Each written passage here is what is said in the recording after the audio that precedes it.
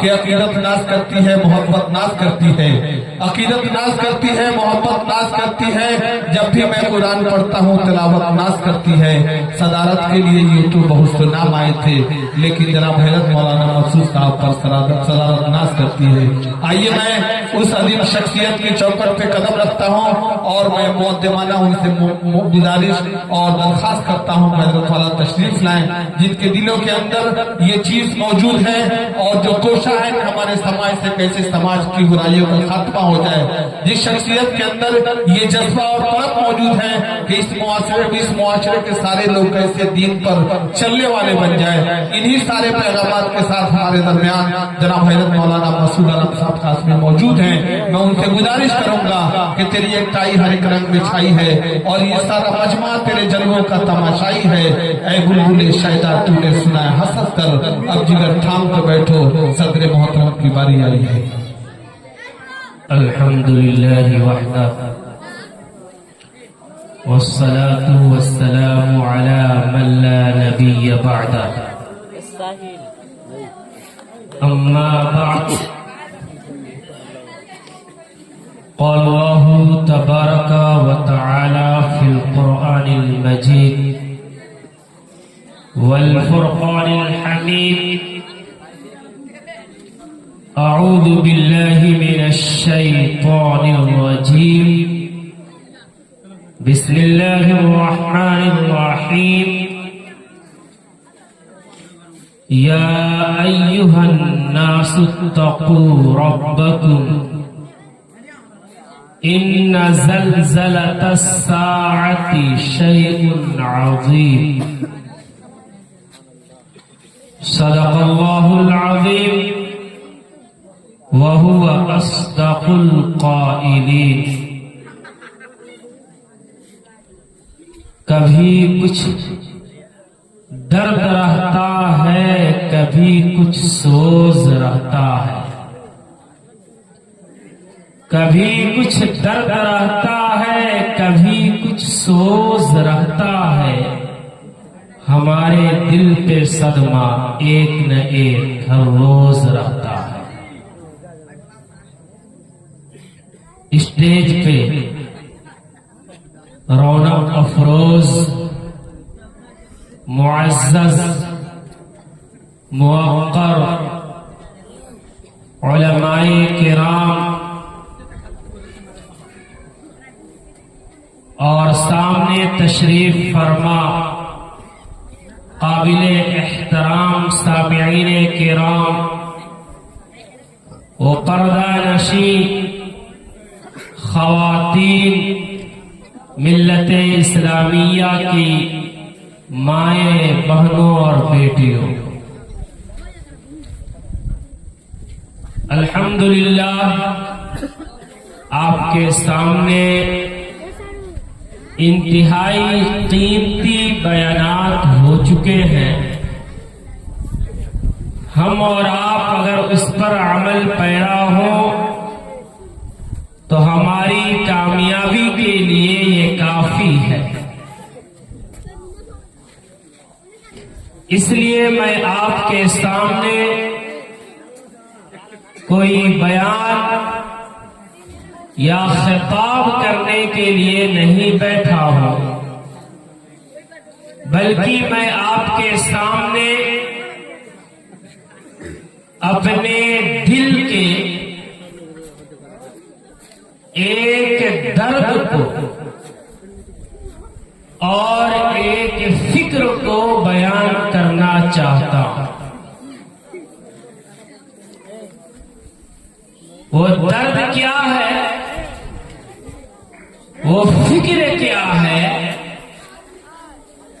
وہ فکر یہ ہے کہ ایک دن آنے والا ہے جس دن ہمیں اور آپ کو، بلکہ اس کائنات کے تمام انسانوں کو اللہ کے حضور حاضر ہونا پڑے گا۔ وہ قیامت کا دن ہے اس دن کی خطرناکی، ہیبت ناکی اور اس دن کی وحشت اور دہشت کو خالق کائنات نے قرآن مقدس میں مختلف جگہ مختلف انداز میں بیان کیا ہے۔ ایک جگہ اللہ فرماتا ہے یا ایھا الناس اتقوا ربکم، کہ اللہ فرماتا ہے کہ اے لوگوں، تم اپنے دل میں اللہ کا خوف، اس کی خشیت، اس کا ڈر پیدا کرو، اس لیے کہ یقیناً قیامت کا جھٹکا انتہائی خطرناک ہے۔ یعنی ایک دن قیامت آ کر کے رہے گی اور اس کائنات کا سارا نظام، سارا سسٹم درہم برہم ہو کر کے رہے گا،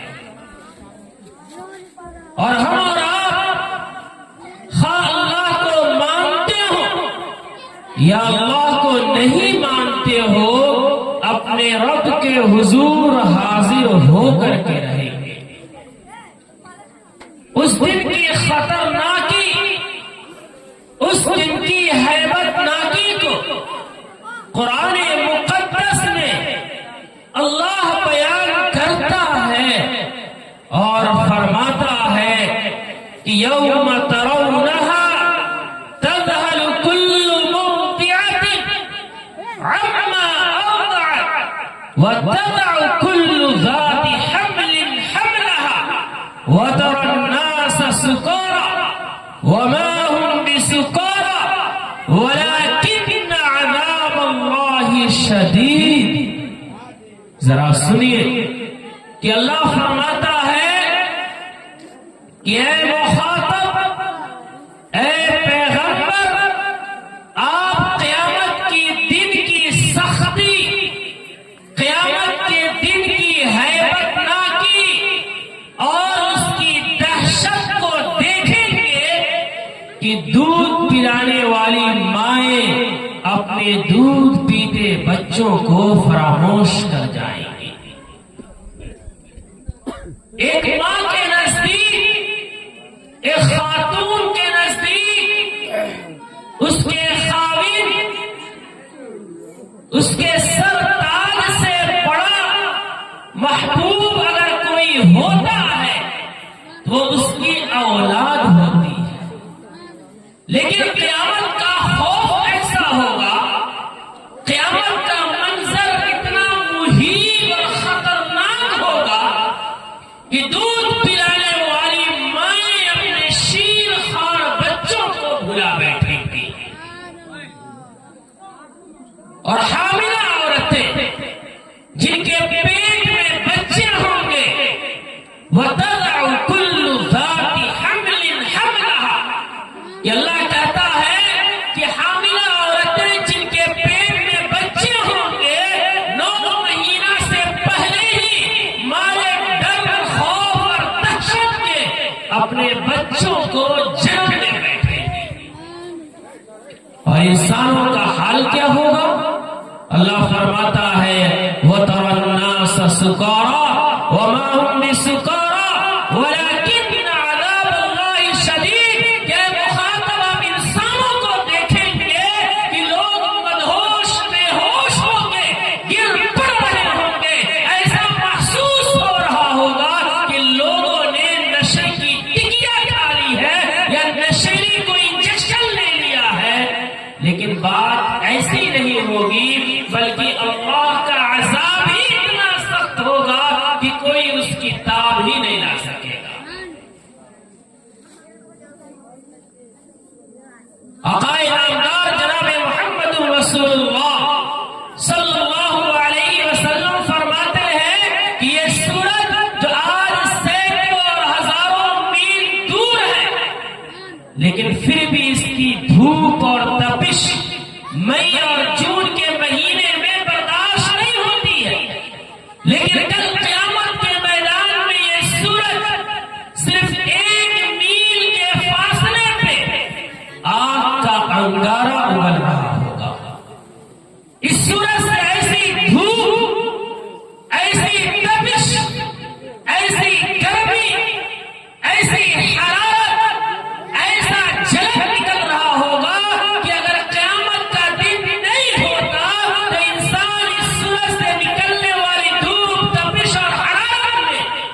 جل بھن کر کے ختم ہو جاتا، لیکن ہائے افسوس کہ اس دن موت ہی نہیں آئے گی۔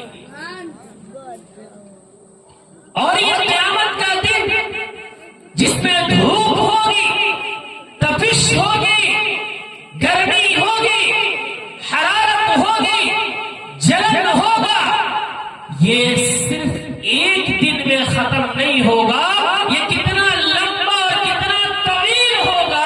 اللہ فرماتا ہے کہ تعرج الملائکۃ والروح الیہ فی یوم کان مقدارہ 50,000 سنہ، کہ اللہ کہتا ہے کہ اے لوگوں، قیامت کا ایک دن تمہارے دلوں کے حساب سے 50,000 سال کے برابر ہوگا۔ وہ دن ہی ختم نہیں ہوگا، ہم اور آپ پریشان ہوں گے، ہماری اور آپ کی چیخیں نکل رہی ہوں گی، بھوک سے، پیاس سے انسان میں ڈھال ہوگا، لیکن کھانے کے لیے کوئی لقمہ، پینے کے لیے پانی، سر چھپانے کے لیے کوئی چھاؤں اور سایہ اس وقت میسر نہیں ہوگا۔ انسان بھاگنا چاہے گا، انسان نکلنا چاہے گا، لیکن اس کو نکلنے کے لیے کوئی راہ اور بچاؤ کا کوئی ٹھکانہ نظر نہیں آ رہا۔ پوری روئے زمین پہ سورج کی گرمی اور تپش ایسی ہوگی کہ انسان کی روح اور انسان کی جان اس کے منہ کو آ رہی ہوگی، کلیجے پھٹ رہے ہوں گے۔ میرے دوستوں اور بزرگوں، میرے دل میں جو فکر ہے، جو درد ہے، وہ یہی ہے کہ اس دن، جس دن کی سختی کا عالم یہ ہوگا کہ انبیاء کرام تک نفسی نفسی کہہ رہے ہوں گے، ہم اور آپ اپنی بچاؤ کیسے کریں گے؟ جس دن کوئی سایہ نہیں ہوگا، ہم سایہ کیسے ڈھونڈیں گے؟ یہاں تو ہم آرام میں ہے، راحتوں میں ہے، سہولتوں میں ہے، مزے میں ہے، وہاں ہم ان سہولتوں کو حاصل کریں گے تو کیسے کریں گے؟ یہی فکر ہے، اور یہ فکر ہر ایک مسلمان کے دل میں یقیناً پیدا ہونا چاہیے۔ تو آپ یہ سن لیجیے کہ اللہ کے رسول صلی اللہ علیہ وسلم نے بیان فرمایا ہے کہ اس دن پوری زمین پہ کوئی سایہ نہیں ہوگا، صرف اللہ کے عرش کا سایہ ہوگا، لیکن اس سائے میں ہر کس و ناکس کو داخل ہونے کی اجازت نہیں ہوگی، صرف 7 طرح کے VIP لوگ ہوں گے جن کو اللہ اس عرش کے سائے میں، چھاؤں میں داخل ہونے کی اجازت دے گا۔ ہم اور آپ اگر چاہتے ہیں کہ اس دن اللہ کے عرش میں جگہ پائے، تو 7 طرح کی لوگوں کا جو تذکرہ آپ صلی اللہ علیہ وسلم نے کیا ہے، کم سے کم کسی ایک کی بھی صفات ہم اور آپ اختیار کر لیں، تاکہ اللہ ہمیں اور آپ کو بھی اس سنگین حالات میں اور خطرناک دن میں اپنے عرش کے سائے میں جگہ عطا فرما دے۔ میں اس مختصر وقت میں 7 کو تو نہیں بتا سکتا، 1-2 کو بتا رہا ہوں اور بات ختم کروں گا، اس نیت سے کہ ہم اور آپ جتنے بھی بیٹھے ہیں، ایک آدمی بھی بیٹھا ہو تب بھی دین کی باتیں سنانی چاہیے۔ اگر وہ عمل کر لیا تو ہماری وہ بات، وہ محنت کامیاب ہو جائے گی۔ آپ تو ماشاءاللہ تمام ہیں۔ سب سے پہلا انسان جو اس قیامت کے دن، جس میں یہ سورج 1 میل کے فاصلے پہ آگ کا انگارہ ابل رہا ہوگا، جس دن کی وسعت اور طوالت کی بات اللہ یوں بیان کرتا ہے کہ وہ تمہارے دلوں کے حساب سے، اس کا ایک دن تمہارے دلوں کے حساب سے 50,000 سال کے برابر ہوگا، جہاں صرف اللہ کے عرش کا ہی سایہ ہوگا، اس کے اس میں سب سے پہلا شخص جس کو اللہ داخل ہونے کی وہ جانتے ہیں کہ کون ہے. اللہ کے نبی فرماتے ہیں وَرَجُلٌ قَلْبُهُ مُعَلَّقٌ بِالْمَسْجِدِ، وہ انسان اللہ کے عرش کے سائے میں جگہ پائے گا جس کا دل مسجد کے ساتھ لٹکا، یعنی جس نے اپنی زندگی کی آخری سانس تک 5 وقتوں کی نمازیں قضا نہ کی ہوگی. یعنی وہ انسان دنیا کے کسی بھی خطے میں ہوگا، کسی بھی گوشے میں ہوگا، کسی بھی علاقے میں ہوگا، کسی بھی کاروبار میں ہوگا، کسی بھی ذریعہ معاش میں ہوگا، وہ خاتون گھریلو کسی بھی کام میں ہوگی، بچوں کی خدمت میں ہوگی، خاوند کی خدمت میں ہوگی، کھانا بنانے میں ہوگی. یعنی انسان دنیا کے کسی بھی حالات کا شکار ہوگا، لیکن جب اس انسان کے دل میں، اس انسان کے کان میں موسیقی کی یہ پکار حی علی الصلاۃ، حی علی الفلاح، آؤ نماز کی جانب، آؤ کامیابی کی جانب، یہ پرسوز صدائیں جب اس کے کان کے پردوں سے ٹکرائیں گی تو مرد و عورت اپنے دنیا کے تمام کاموں کو پیروں کی ٹھوکر میں رکھیں گے اور سب سے پہلے اللہ کے سامنے سجدہ ریز. یہ وہ خوش نصیب انسان ہے جس کو اللہ کل قیامت کے میدان میں اپنے عرش کے سائے میں جگہ عطا فرمائے گا. اس لیے جتنے لوگ بیٹھے ہیں مائیں اور بہنیں جو پردہ میں بیٹھی ہیں، یہ عزم کریں کہ آج تک نماز میں جو کمی اور کوتاہی ہوئی، یہاں ہم عزم کرتے ہیں کہ آج سے ہماری ایک وقت کی بھی نماز قضا نہیں ہوگی، اگر ہوگی بھی اسے ادا کر لیں گے. بولیے انشاءاللہ، زور سے بولیے انشاءاللہ. اگر آپ نے اس پر عمل کر لیا تو میں خدا کی قسم کھا کے کہتا ہوں اس حدیث کی روشنی میں کہ جب نفسی کا عالم ہوگا، پریشانی کا عالم ہوگا، ہر انسان پریشان ہوگا، لیکن اگر ہم نے اس پہ عمل کر لیا تو ہم اور آپ انشاءاللہ پریشان نہیں ہوں گے، بلکہ چین و سکون کے ساتھ اللہ کے عرش کے سائے میں مطمئن بیٹھے ہوں گے. پھر بولیے انشاءاللہ.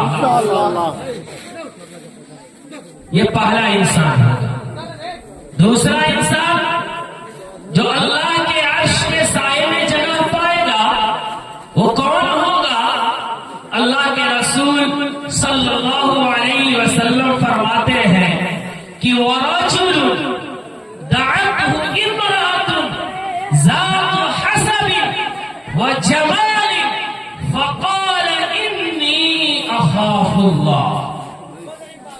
کہ اللہ کے رسول فرماتے ہیں کہ دوسرا انسان جو اللہ کے عرش کے سائے میں جگہ پائے گا وہ انسان ہوگا جس کو کسی اعلیٰ حسب و نسب والی، اچھی شکل و شباہت والی، یعنی انتہائی حسین و جمیل عورت نے زنا کی دعوت دی ہو اور اس انسان کے پاس موقع ہو، اس کے پاس وہ راستے ہوں کہ وہ جو چاہے جیسے چاہے اس عورت کے ساتھ کر سکتا ہو، لیکن یہ نوجوان، یہ انسان یہ کہہ کر اس گناہ سے رک جائے کہ انی اخاف اللہ، میں اللہ سے ڈرتا ہوں اور میں کبھی بھی اس قسم کا گناہ نہیں کر سکتا.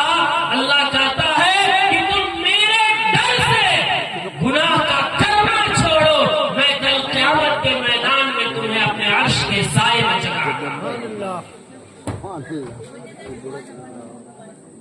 کوئی بھی مرد جسے کسی عورت نے زنا کی دعوت دی ہو، کوئی بھی عورت جسے کسی مرد نے زنا کی دعوت دی ہو، اگر وہ گناہ سے رک جاتے ہیں اللہ کے ڈر سے، اللہ کے خوف سے، تو اللہ کہتا ہے کہ اسے قیامت کے میدان میں پریشان حال لوگوں میں نہیں چھوڑیں گے، بلکہ اپنے VIP لوگوں کے اندر داخل کر کے اپنے عرش کے نیچے سائے میں جگہ عطا کریں گے. بولیے ہم گناہوں کو چھوڑیں گے؟ انشاءاللہ چھوڑیں گے.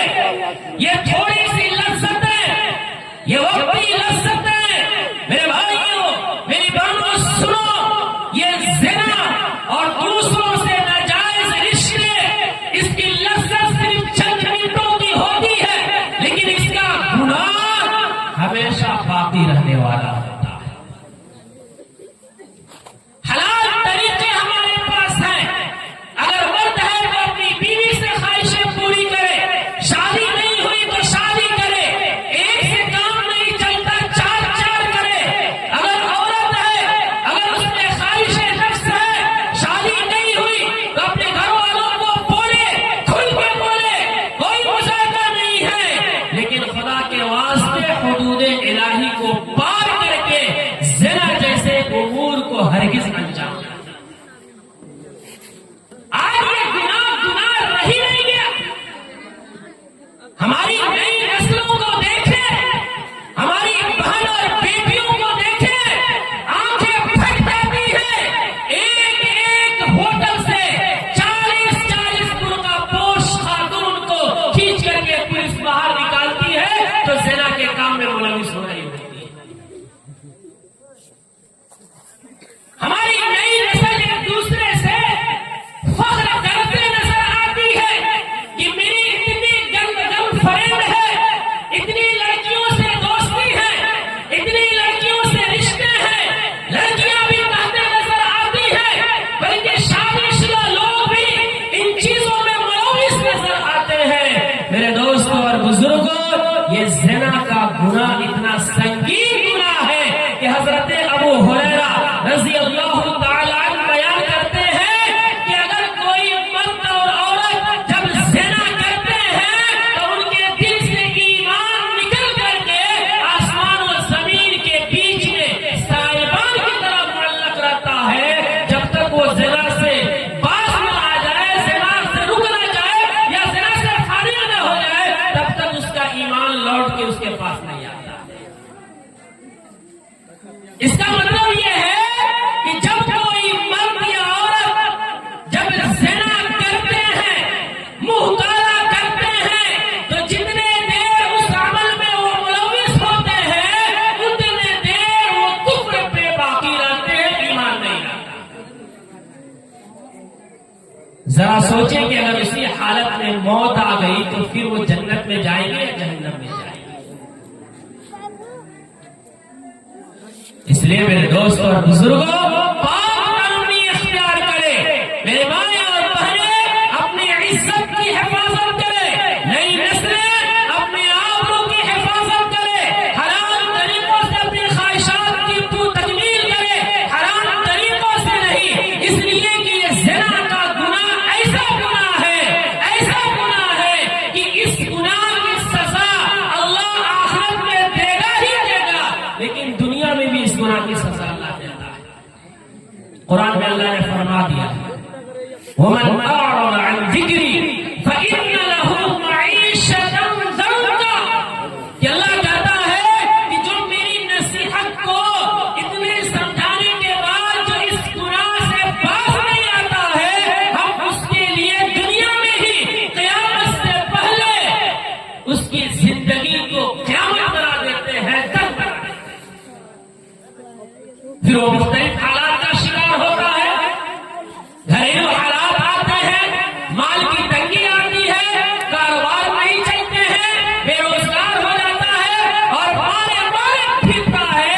یہ اللہ کا عذاب حاصل ہوتا ہے. بچیاں ہیں جو شادی سے پہلے ان کاموں کو کرتی ہیں، مناسب رشتے نہیں ملتے ہیں.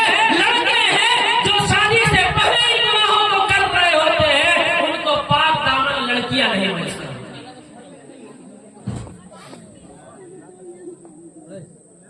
یہ زنا قرض ہے، قرض. اگر ہم دوسروں کی بیٹی، دوسروں کی بہن، دوسروں کی بیوی، دوسروں کی خالہ، دوسروں کی پھوپھی، دوسروں کی کسی بھی خاتون کی عزت کے ساتھ ہم کھیلتے ہیں اور ہم یہ سوچتے ہیں کہ ہماری بیٹی کی عزت، ہماری بیوی کی عزت، ہماری بہن کی عزت، ہماری پھوپھو کی عزت، ہماری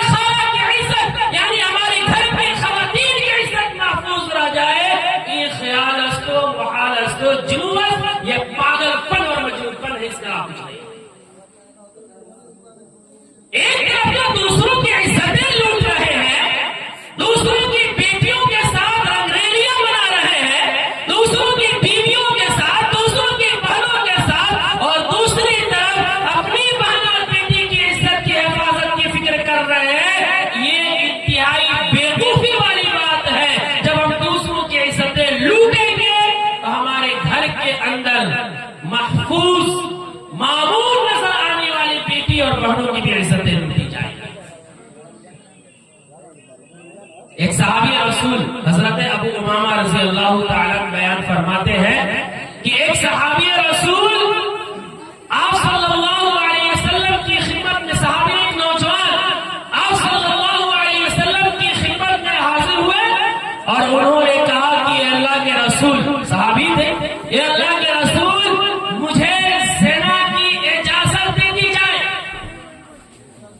صحابہ کرام نے جب سنا تو سب کے سب ان کی طرف لپکے ان کو مارنے اور پیٹنے کے لیے کہ اللہ کے رسول کے دربار میں کیسی باتیں کر رہا ہے.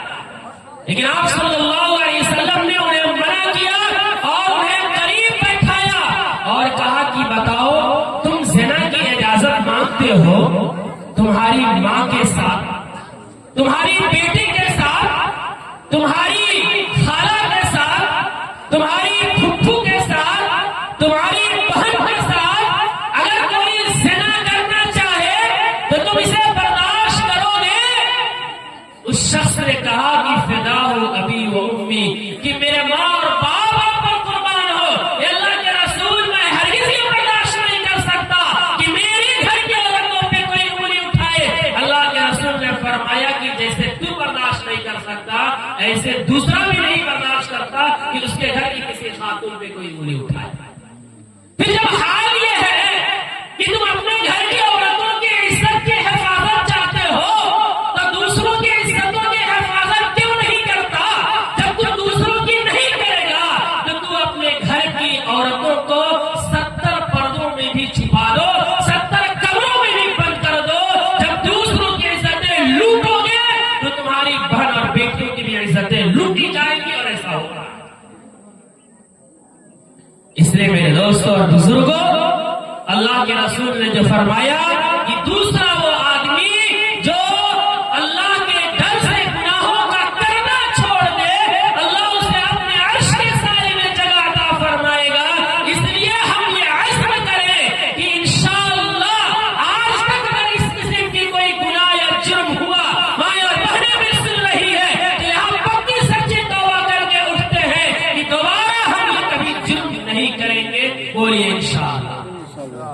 آخری بات کر کے ختم کرتا ہوں کہ تیسرا آدمی جو اللہ کے عرش کے سائے میں جگہ پائے گا وہ کون ہوگا؟ اللہ کے رسول نے فرمایا کہ وَرَجُلٌ ذَكَرَ اللَّهَ خَالِيًا فَفَاضَتْ عَيْنَاهُ، کہ وہ آدمی بھی اللہ کے عرش کے سائے میں جگہ پائے گا جو تنہائی میں جاتا ہے، اکیلے پن میں جاتا ہے، تخلیہ میں جاتا ہے، اپنے گناہوں کو یاد کرتا ہے کہ ربا ہم نے بڑے بڑے گناہ کیے ہیں، ہم نے بدنظری کی ہے، ہم نے فلم بینی کی ہے، ہم نے عزتیں لوٹی ہے، ہم نے زنا کیا ہے، ہم نے سود کھایا ہے، ہم نے رشوت کھائی ہے، ہم نے شادیوں میں ناچ گانے کیے ہیں اور نہ جانے کتنے گناہ کیے ہیں. اے اللہ آج تیرے سامنے ہم ہاتھ پھیلا کے معافیا مانگ رہے ہیں اور وہ اپنے گناہ کو یاد کرتا ہے، روتا ہے، یہاں تک کہ اس کے آنکھیں بہہ پڑتی ہیں.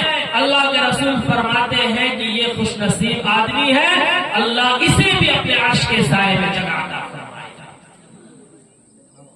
آج انسان گناہ پہ گناہ کر رہا ہے، برائیاں پہ برائیاں کر رہا ہے، غلطیوں پہ غلطیاں کر رہا ہے، لیکن اس کے پاس 5 منٹ کی فرصت نہیں ہے کہ وہ اللہ کے سامنے جائے، 2 رکعت نماز پڑھے اور سچی پکی اپنے گناہوں سے توبہ کرے. اس کی فرصت نہیں ہے. جبکہ ایک بات کہہ کے ختم کر رہا ہوں، ہمارے اللہ کے سامنے رونے کی قدر کیا ہے، قیمت کیا ہے، آپ ایک حدیث سے سن لیجئے. ایک آدمی پوری زندگی گناہ کیا، توبہ کرتے ہیں تو لوگ طرح طرح کی بات اس کے اوپر کرتے ہیں. اگر ہم کسی توبہ کرنے والے انسان کا مذاق اڑاتے ہیں تو اپنے سینے پہ ہاتھ رکھ لیں اور سوچ لیں کہ ہم اس کا مذاق نہیں اڑا رہے ہیں بلکہ قرآن اور حدیث کا، یعنی اللہ اور اس کے رسول کا مذاق اڑا رہے ہیں. جب اللہ نے یہ کہا کہ تم اتنا گناہ کرو کہ آسمان و زمین کی خلائیں بھر جائے اور ایک بار تم توبہ کر لو میں تیرے سارے گناہ کو معاف کر دوں گا، تو پھر ہم کون ہوتے ہیں جو توبہ کر رہا ہے اس کا استہزاء کریں، اس کا مذاق اڑائیں، یہ کہیں کہ پوری زندگی شراب پیا، پوری زندگی زنا کیا، آج چل رہا ہے جماعت میں، آج چل رہا ہے چلے میں، دیکھو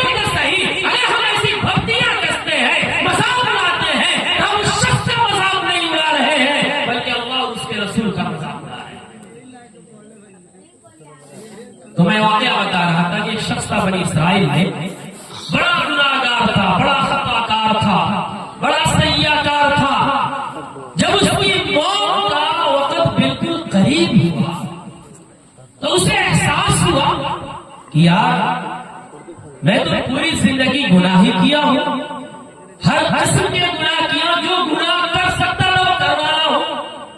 اب میری موت کا وقت ہے، ہمیں اپنے خالق کے پاس جانا ہے، ہم کس منہ سے منہ لے کر جائیں گے؟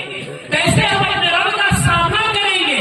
میرے دوست اور بزرگوں، میں خدا کی قسم کھا کے کہہ رہا ہوں، میں آپ کے سامنے رسمی تقریر نہیں کر رہا، بلکہ میرا مزاج بھی نہیں ہے، بلکہ میں تو 10 کے بعد بات بھی نہیں کرتا ہوں، کسی جلسے میں جاتا ہوں، اس کے بعد موقع ملتا ہے معذرت کر دیتا ہوں۔ لیکن یہاں چونکہ میرے مشفق اور محترم ہے نا حضرت ناظم جلسہ یہاں تشریف فرما ہے، ان کے ساتھ محبت کچھ ایسی ہے کہ یہ جب حکم دے کرنا ہی کرنا، اس لیے میں اپنے درد بتا رہا ہوں۔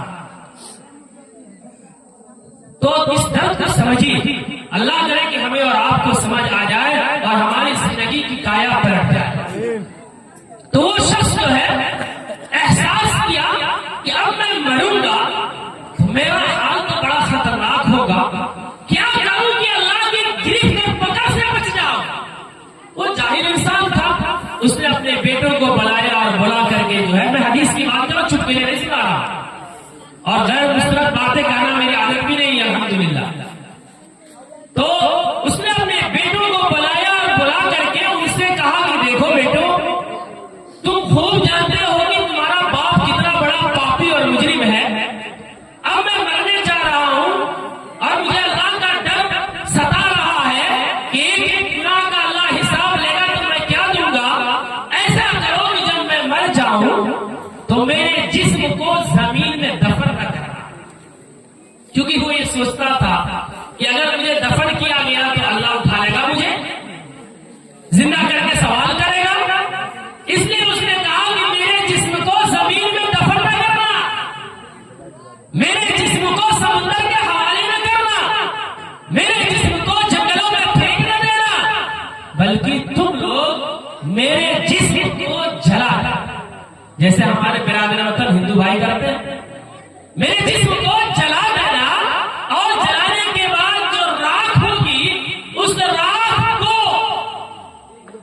مختلف جگہوں میں، اس میں سے تھوڑا سا حصہ سمندر میں، تھوڑا سا حصہ جنگل میں، تھوڑا سا حصہ شمال میں، تھوڑا سا جنوب میں، مشرق میں، مغرب میں، یعنی مختلف جگہ میری راکھ کو پھینک دینا۔ کیوں؟ اس نے کہا وہ یہ سمجھتا تھا کہ ایسا اگر میرے ساتھ ہو جائے گا تو اللہ قادر ہی نہیں ہوگا کہ وہ راکھ کو اکٹھا کرے اور پھر راکھ سے ہمارے جسم کو بنائے اور پھر جسم سے روح پھونکے۔ وہ سمجھتا تھا کہ ایسا اللہ کر نہیں پائے گا، لہٰذا میں اللہ کے گریف سے بچ گیا۔ لیکن اس کو کیا پتا کہ جس رب نے اس وقت پیدا کیا جب ہم کچھ بھی نہیں تھے، پہلی بار پیدا کیا تو دوبارہ پیدا کرنا بہت آسان ہے۔ ایک کام ہم پہلی بار کرتے ہیں بہت مشکل ہوتا ہے، اب اسی کام کو جب دوبارہ کرنا ہوگا وہ آسان ہوتا ہے کہ نہیں ہوتا؟ اس لوجک سے بھی اسے سمجھ لینا چاہیے، لیکن بہرحال خیر وہ مر گیا، اس کے بیٹوں نے ایسا ہی کیا۔ جب ایسا ہو گیا، معاملہ ختم ہو گیا، اللہ کے حضور میں حاضر ہو رہا ہے، اللہ اس سے پوچھ رہے ہیں کہ ابے تو ایسا کیا کیوں تھا؟ تو نے بری زندگی گزار کی، مرنے کے وقت اللہ سب کچھ جانتا ہے، علیم بذات الصدور ہے، لیکن اللہ ہمیں اور آپ کو سبق دینے کے لیے یہ سوالات یا اس قسم کی باتیں کرتا ہے اور ان کو احادیث اور قرآن کی آیتوں میں بیان کیا ہے تاکہ ہم اپنی آنکھیں ایمانی فراست والی کھولے اور کھول کے سبق لیں اور اپنی زندگیوں کو سنواریں۔ تو اللہ نے کہا کہ تم نے کیوں کیا؟ اس نے کہا یا اللہ تیری ذات بہت بڑی ہے، میں سوچا تھا کہ ایسا کرنے سے میں تیرے سامنے پھر نہیں آ پاؤں گا، تو حساب نہیں لے گا، لیکن تو نے اس کے باوجود مجھے پھر زندہ کر دیا اور سوال کر رہا ہے کہ اللہ میں نے جو کچھ کیا تیرے ڈر اور خوف سے میں نے ایسا کیا تھا۔ تھوڑا سا ڈر تو ہم اپنے دل میں پیدا کریں، تھوڑا سا خوف خدا کو پیدا کریں۔ ہم قرآن بھی پڑھ رہے ہیں، حدیث بھی پڑھ رہے ہیں، نمازیں بھی پڑھ رہے ہیں، سب کچھ کر رہے